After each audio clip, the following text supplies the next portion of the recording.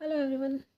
सो जैसे कि एग्ज़ाम आ रहे हैं तो फिर मैंने वन शॉट वीडियोस डालना स्टार्ट किया है। मैथ्स की ट्रिकों की एक वीडियो मैंने डाल दी है और आगे कंटिन्यू में मैं साइंस की चैप्टर वाइज वीडियोस डालने वाली हूँ। तो चैप्टर 1 के साथ स्टार्ट करते हैं हम। Okay, so what is chemical reaction? Chemical reaction are the process in which substance are formed with a new property. तो अगर डायरेक्ट पूछ लिया जाए कि क्या है केमिकल रिएक्शन, तो केमिकल रिएक्शन क्या है? Chemical reaction are the process या प्रोसेसेस इन विच, जिसमें न्यू, राइटिंग थोड़ी इधर उधर हो सकती है, ठीक है, बट हाँ मैं साथ साथ प्रोनाउंशिएट कर रही हूँ तो समझ जाना। New substance formed with new property, और else in which new substance with new properties are formed। Okay, chemical reaction क्या है वो इसके ऊपर है। केमिकल रिएक्शन जो है वो डिफरेंट वे में हम देख सकते हैं। जैसे कि मैं बोल सकती हूँ मैग्नीशियम रिबन की अगर हम बात करें, इसमें केमिकल रिएक्शन देखने को मिलता है हमें मैग्नीशियम रिबन। अगर हम ऑक्सीजन के साथ, डेट मीन्स अगर हम उसको बर्न करते हैं तो हमें क्या मिलता है? Magnesium oxide. हमें क्या मिलता है? मैग्नीशियम ऑक्साइड, ठीक है। तो ये केमिकल रिएक्शन में आता है जिसमें एक एटम जो है, एक या दो, वो ये रिएक्टेंट है हमारे, फिर वो प्रोडक्ट के फॉर्म में बदलते हैं। तो ये इसको हम बोलेंगे कि ये हमारे reactant. Okay, sorry spelling.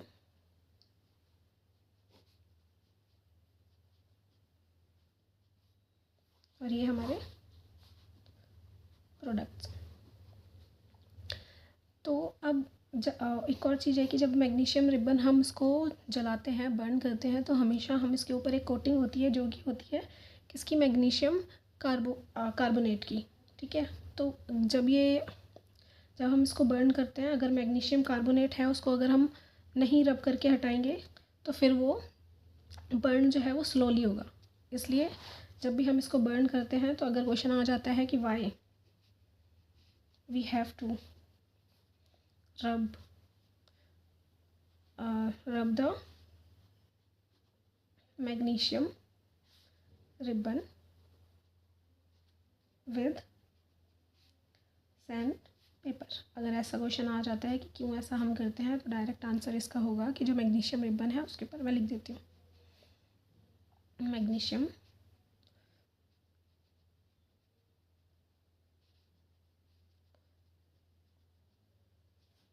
ribbon is cleaned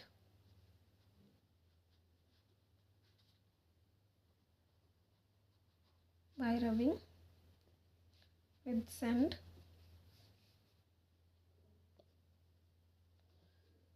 paper because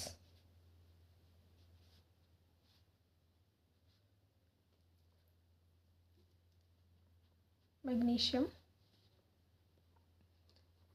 ribbon have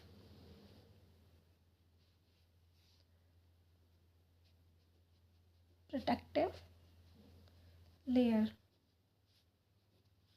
of basic magnesium carbonate, जो कि इसको क्या कर देता है? बर्न करने में स्लो एक्शन कर देता है, ठीक है।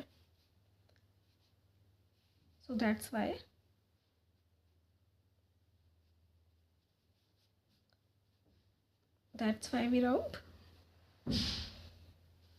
we have to rub the magnesium ribbon with sandpaper before burning। और जब भी हम इसको बर्न करते हैं तो एक डेजलिंग ब्राइट सी लाइट आती है, तो इसलिए हमेशा जब भी बर्न करना है मैग्नीशियम रिबन को तो उसको थोड़ा जितना दूर हो सके उतने दूर से आपको बर्न करना चाहिए। ओके, तो नेक्स्ट हम ये ये नॉर्मल है कि केमिकल रिएक्शन क्या होता है, उसके ऊपर ये एक एग्ज़ाम्पल हो गया। और ये हम अगर इस एग्ज़ाम्पल की बात करें तो अगर ऐसा क्वेश्चन आ जाए कि क्यों इसको रब करना होता है, तो इसलिए क्योंकि इसके ऊपर एक प्रोटेक्टिव लेयर होती है मैग्नीशियम कार्बोनेट की, जो कि बर्निंग का एक्शन जो है उसको स्लो कर देती है, इसलिए हमें उसको हटाना होता है। और इससे वाइट डिजलिंग साउंड भी आता है, तो इसलिए हमें हमेशा जब भी हम इसको बर्न कर रहे हैं तो जितना दूर हो सके उतना दूर रख के हमें इसे बर्न करना चाहिए। नेक्स्ट है कि अगर मैं बात करूँ कैरेक्टरिस्टिक्स की इसके, कि हम इसको कैसे पहचानेंगे ये कोई केमिकल रिएक्शन हो रहा है, तो वो रिएक्शन हो रहा है तो उसको हम कैसे पहचानेंगे। इसके 5 वेज़ हैं कि हमेशा जब भी कुछ होता है एवोल्यूशन, अब कोई भी केमिकल रिएक्शन होगा तो उसमें एवोल्यूशन ऑफ गैस पक्का होगा। अगर और 2-3 मैं एक साथ लिख देती हूँ, फिर हल्का हल्का इनको एक्सप्लेन कर दूँगी। सेकंड की अगर हम बात करें तो फॉर्मेशन होती है, क्योंकि जब मैं इसको एक्सप्लेन करूँगी साथ साथ में थोड़े एग्जांपल्स भी दूँगी, जो एग्जांपल आगे काम आएंगे। ठीक है, प्रेसिपिटेट करते हैं। ओके, थर्ड की बात करें हम कि चेंज हो जाता है कलर में, चेंज इन कलर, हमें कलर में चेंज दिखता है। जो भी सब्सटेंस, जो भी प्रोडक्ट हमारा बन के आता है उसमें हमें कलर डिफरेंट दिखाई देता है। हमें टेम्परेचर का चेंज हमें महसूस हो सकता है, जब भी हमारा कोई भी केमिकल रिएक्शन होता है तो हमें कुछ टेम्परेचर कम या ज़्यादा हमें लग सकता है। और चेंज हो जाती है काफ़ी बार किसमें, स्टेट में। ऐसा हो जाता है लिक्विड गैस बन जाए और गैस लिक्विड बन जाए, हो जाता है। तो हम स्टार्ट करेंगे कि इवोल्यूशन जो है वहाँ से, इवोल्यूशन ऑफ गैस। अगर मैं इसको एक्सप्लेन करूँ इवोल्यूशन ऑफ गैस क्यों हमें बताती है, तो ऐसा इसलिए होता है। अगर मैं एग्जांपल के साथ स्टार्ट करती हूँ कि ये जो कैरेक्टर है, हमेशा कोई भी केमिकल एनर्जी होती है तो मैक्सिमम टाइम हम हर एक केमिकल रिएक्शन में डिफरेंट चीज़ें हमें देखने मिलती है। इवोल्यूशन ऑफ गैस में क्या होता है, कोई भी हमने एग्जांपल मैं लूँ तो जिंक ले लेती हूँ। जिंक को हम सल्फ्यूरिक एसिड के साथ अगर मैं इसको फॉर्म करूँ, सल्फ्यूरिक एसिड के साथ, तो हमारे पास क्या होगा, एक तो हमारे पास सल्फ्यूरिक एसिड के साथ जब हम करेंगे तो हमारे पास बचेगा एक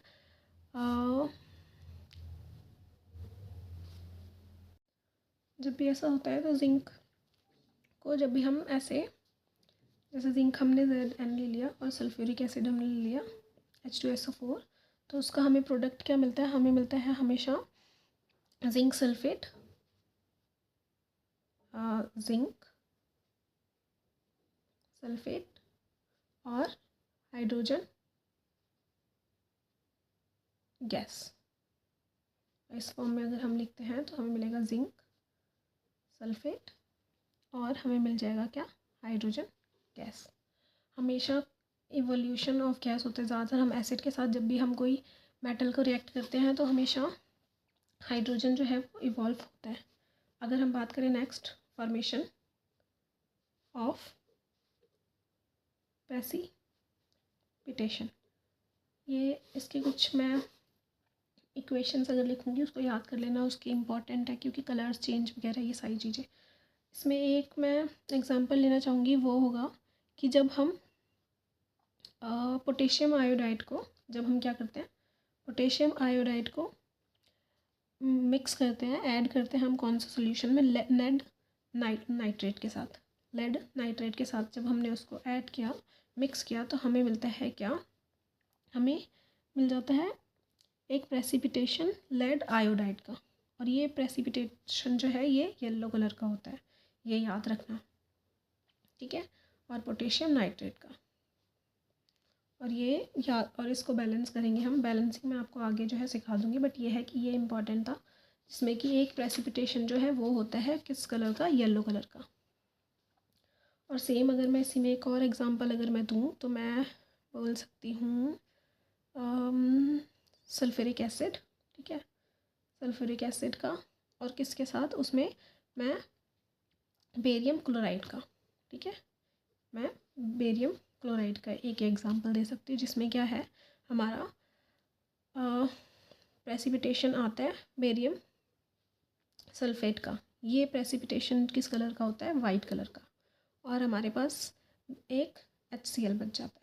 और इसको हम क्या करते हैं? बैलेंस करेंगे तो यहाँ 2 लगाएंगे, क्योंकि यहाँ पे भी वो मैं आपको आगे सिखा दूँगी, समझा दूँगी।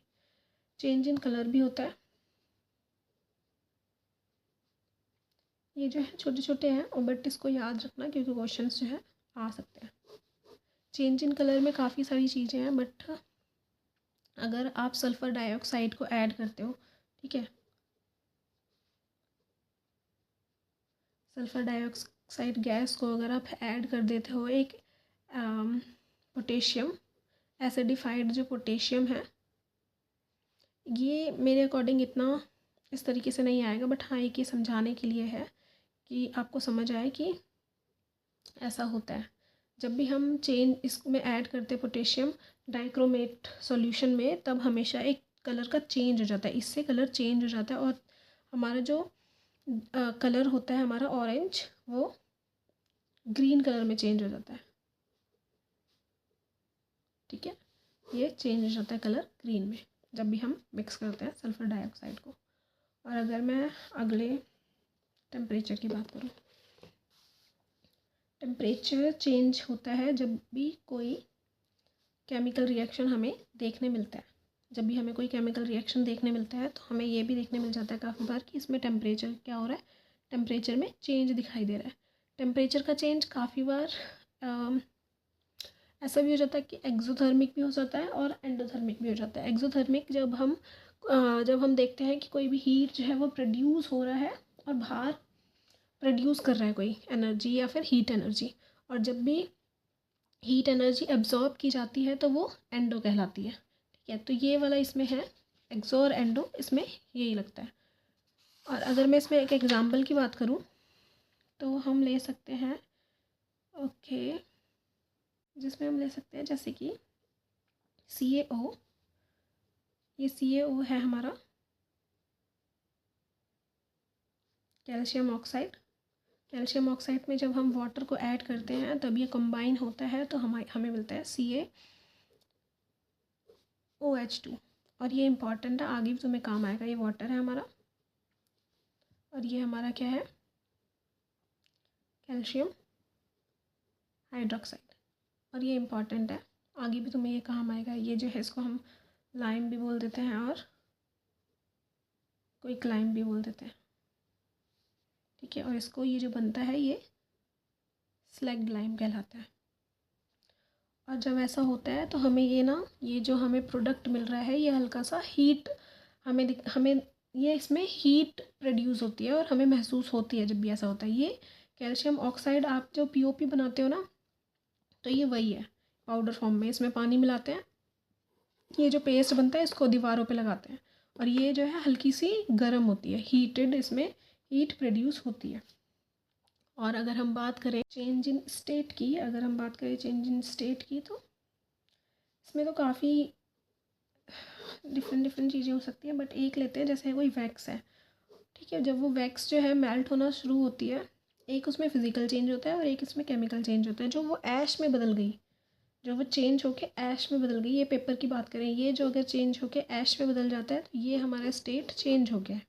ठीक है, इस तरीके से होता है। ये सारे कैरेक्टर स्केचेस जो हैं ये इंपॉर्टेंट हैं, कैरेक्टरिस्टिक्स इंपॉर्टेंट हैं, और सारे एग्जाम्पल के साथ जो पॉइंट्स हैं उसको भी देखना और ध्यान रखना। ओके, तो फिर कुछ इक्वेशंस होती हैं, जो कुछ इक्वेशंस तो बैलेंस्ड होती हैं, लेकिन कुछ इक्वेशंस होती हैं जो बैलेंस्ड नहीं होती हैं। तो हम अगर कोई इक्वेशन बैलेंस्ड नहीं है तो उसको हम सीखेंगे कि कैसे कर सकते हैं, बैलेंस्ड कैसे करना है उस इक्वेशन को। ठीक है, वो हम सीखेंगे। पहले हम देखते हैं कि अगर कोई बैलेंस्ड इक्वेशन है वो डिफरेंट होती है और कोई बैलेंस्ड इक्वेशन नहीं है वो डिफरेंट होती है। हम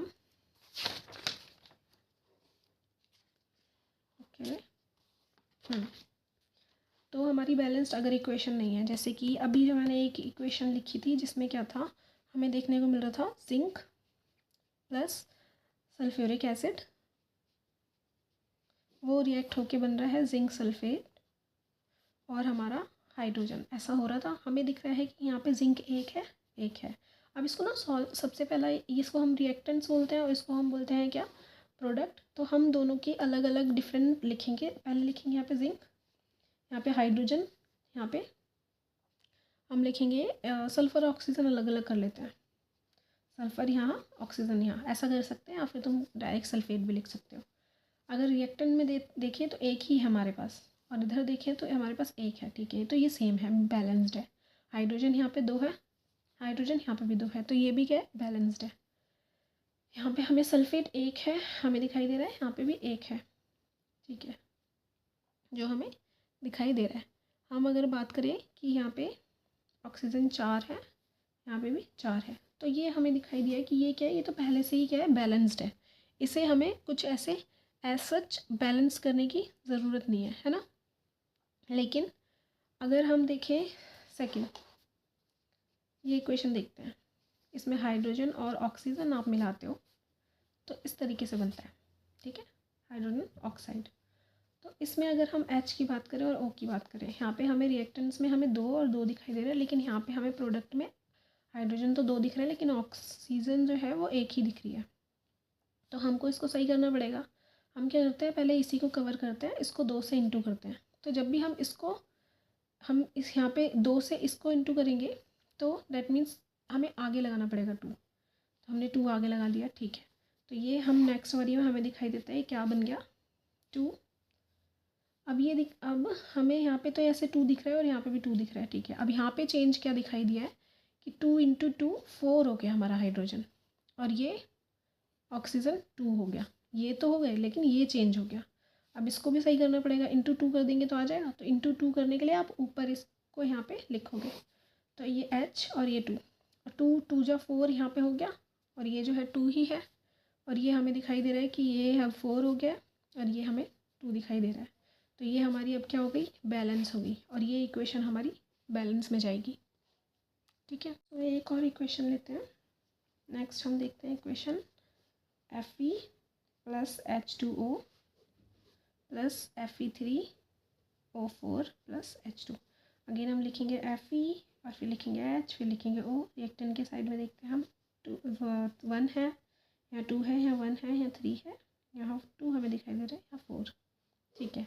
आप चेंज करते हैं, इसको 3 करते हैं, ठीक है। इसको 3 करेंगे तो यहाँ 3 आ जाएगा, तो हम इसको 3, अब प्रोडक्ट में भी हमारा 3 दिख रहा है। ये जो 2 है, यहाँ पे ये 1 है, ये हमें दिखाई दे रहा है कि हमारे पास 2 है, और ये 4 दिखाई दे रहा है।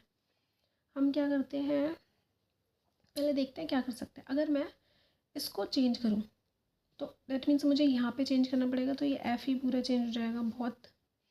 ये भी चेंज फिर अगेन दोनों करने पड़ेंगे, दोनों साइड इस तरीके से होगा। और अगर मैं ऑक्सीजन चेंज करना चाहूँ तो या तो मैं इस साइड कर सकती हूँ या उस साइड कर सकती हूँ, ऐसा ही है।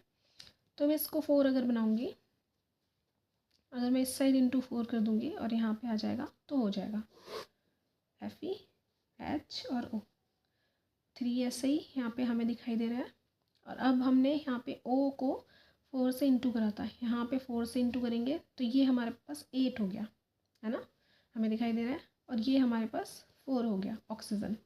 हमारे पास सेम, यहाँ पे हमने कुछ नहीं करा चेंज, हमने सिर्फ इसमें चेंज करा है। ये तो हमारा 3 है, और ये हमारा 2 है, ये हमारा क्या है, 4।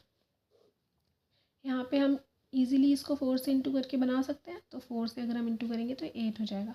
अब हमारी इक्वेशन में Fe H और O है, जो है यहाँ 3 है, यहाँ 4 2 ज़ा 8 हमें दिखाई दे रहा है, यहाँ पे ये दिखाई दे रहा है कि 4 है, और यहाँ पे हमें दिखाई दे रहा है 3 है, और ये हमारा ऑक्सीजन 4 है, और ये 4 2 ज़ा 8 है।